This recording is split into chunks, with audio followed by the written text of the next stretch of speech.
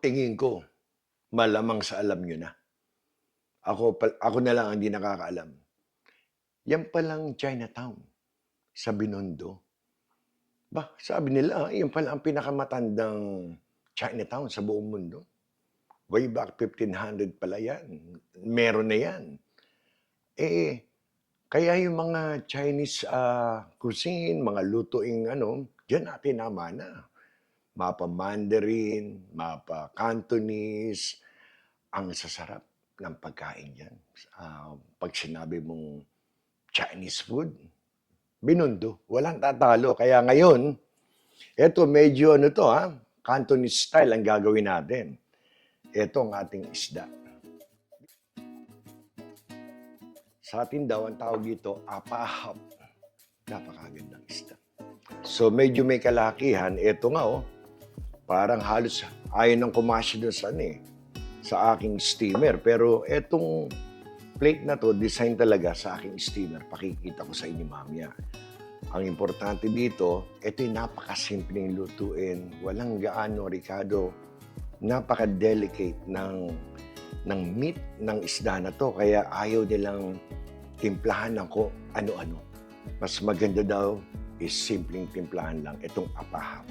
Pero itong estilo na to, napakikita ko sa inyo, kung wala kayong apahap, pwede naman to sa pampano, lapu-lapu, maya-maya. Pwede to, itong Cantonese style na to. Simpleng-simple lang. Halimbawa, ito.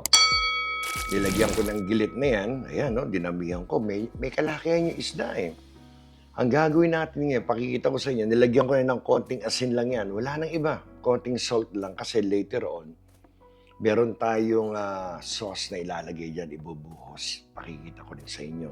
Pero ito ngayon, napakasimple nito. Ito mga, unang-una, itong ating green onions. Ayan, lalagay nyo lang sa loob. Ayan. Magtitira tayo para panloob. Para sa ibabaw. Ito, may mga ready na akong mga garlic, ginger. Lalagyan ko na ilang piraso sa loob. Ayan. Pero sa ibabaw natin pupuruhan to. Napakabilis lutuin ito. Talagang, kung gaano kabilis lutuin, ganun kabilis kainin din. Okay, ngayon, meron tayo sa loob ng green onion, meron rin tayong ginger na ilang piraso, baka yung matitira dito. Ilalagay ko pa. Ito, nakagawian ko. Ilalagyan ko sa mga gilit-gilit na hiniwa ko. Kahit every other hiwa, nilalagyan ko ng ginger yan. Ito, pinapakita ko sa inyo. Yan Doon sa mga hiniwa ninyo, ilagay nyo lang. Talagang manunuot yung lasa niyan. Dito. So, yan, marami pa. Lalagyan natin sa ibabaw. Kung napapansin nyo, ito naka-julienne cut na yan, na maninipis. Manipis ang pagkaka-julienne ko nito. Mamaya ilalagay sa ibabaw yan pagkaluto. Hindi lang pang-garnish, kundi pampalasa rin yan pag binuhos na natin yung Okay, ito, lagay na natin yung the rest. Ano pa gagawin natin dyan? Tadtarin natin. Sa may ulo. Etong natira, ilalagay ko sa loob, dahan-dahan. Baka mawala, matanggal. Ayan na. Ganitong kasimple. Ito, lagyan natin dito ng green onion.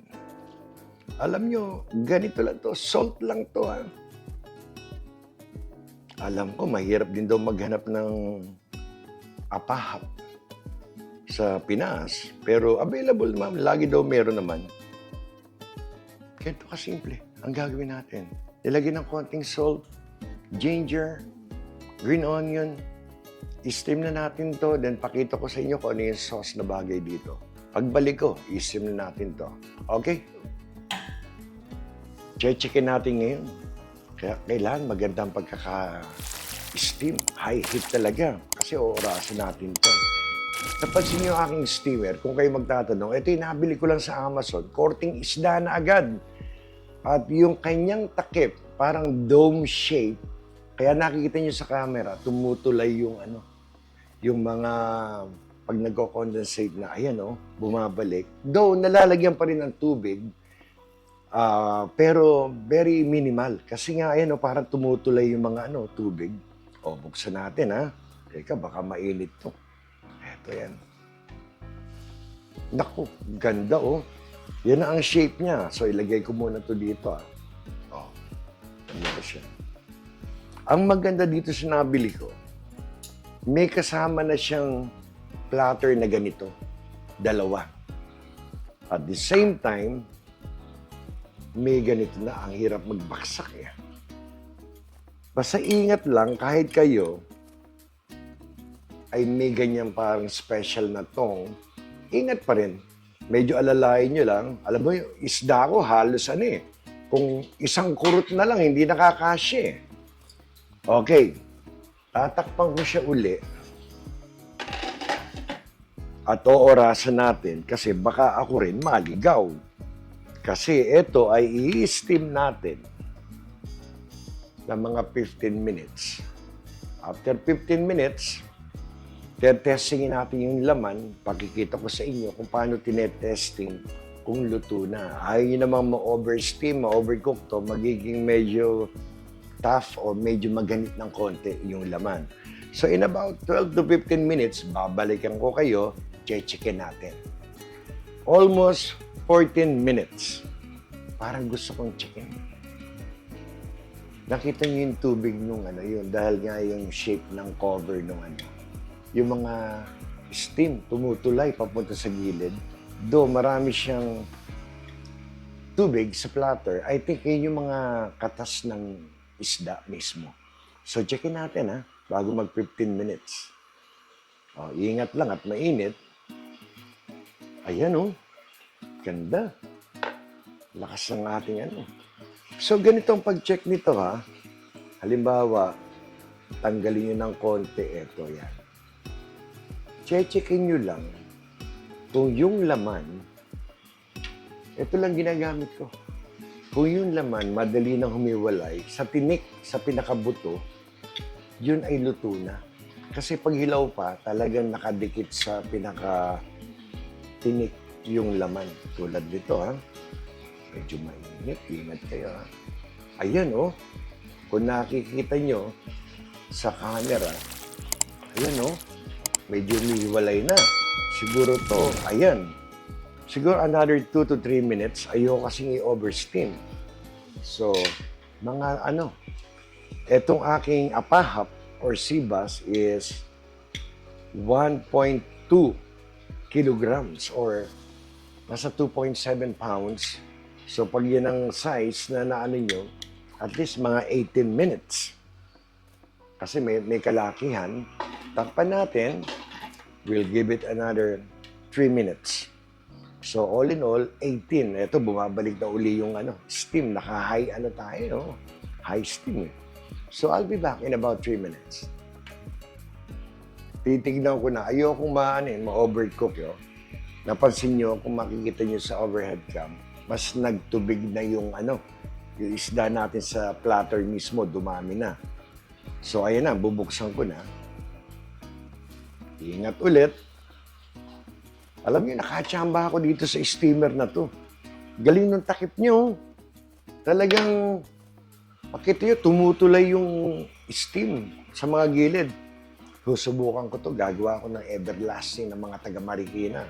Sana magkasya yung 3 milanera. Patayin ko na, Ayan na. Ganda nung steam. So ngayon, tatanggalin muna natin lahat ng mga nasa ibabaw. May kahirapan, pero pwede natin tanggalin yung nasa loob.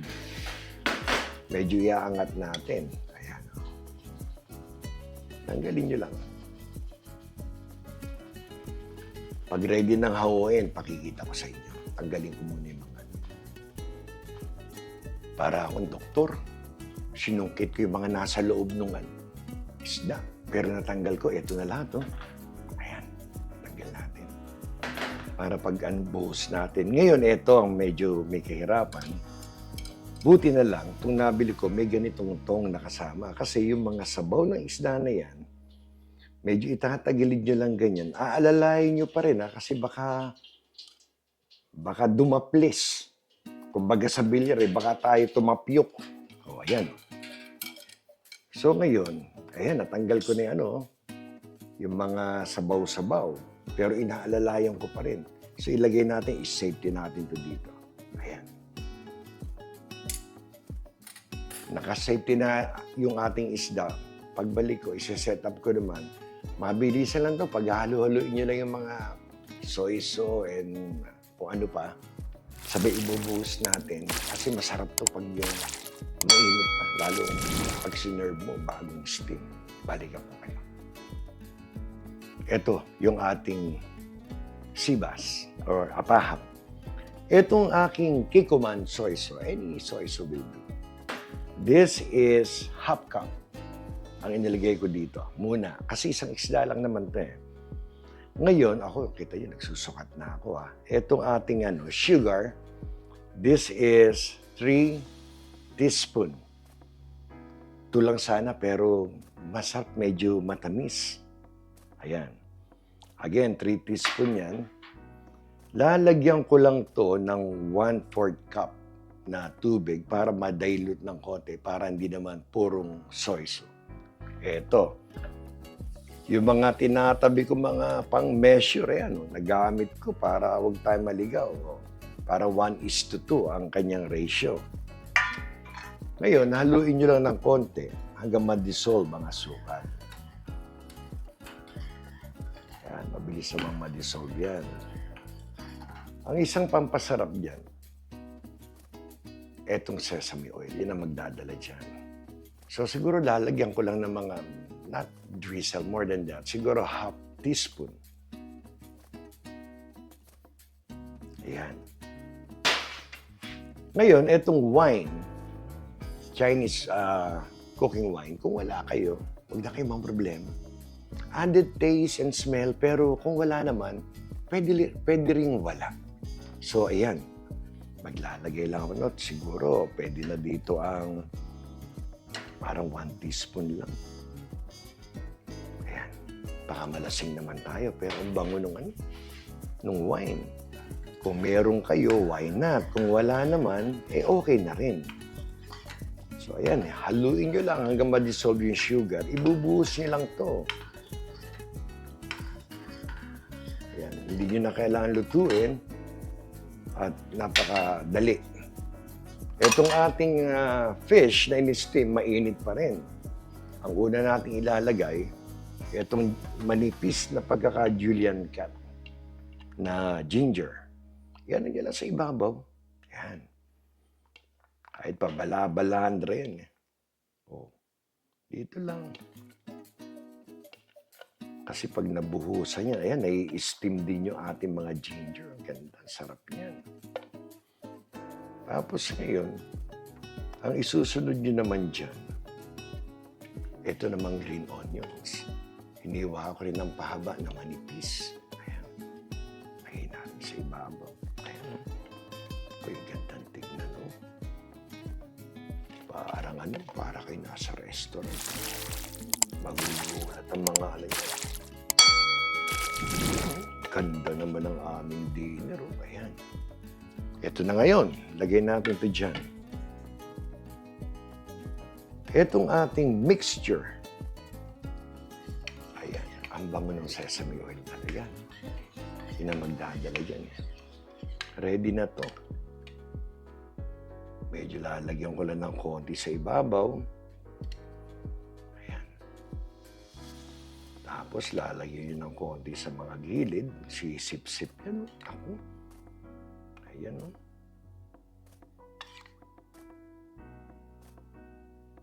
Kung ayaw namang natatakot kayong mapaalam, huwag nyo munang ilagay lahat. Pero medyo kalkulado natin yan. Ayan. Ang ganda.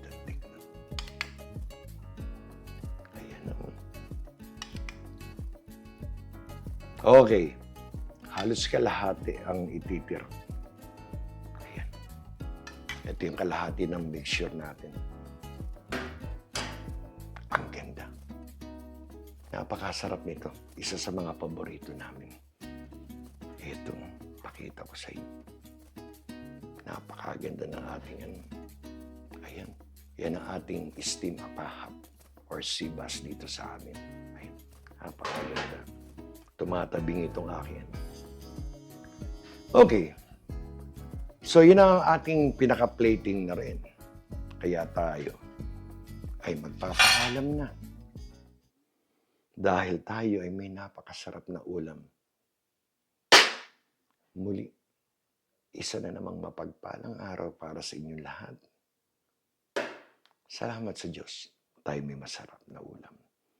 Steam, sea bass, or apahap. Hanggang sa muli, kayo mag-iingat.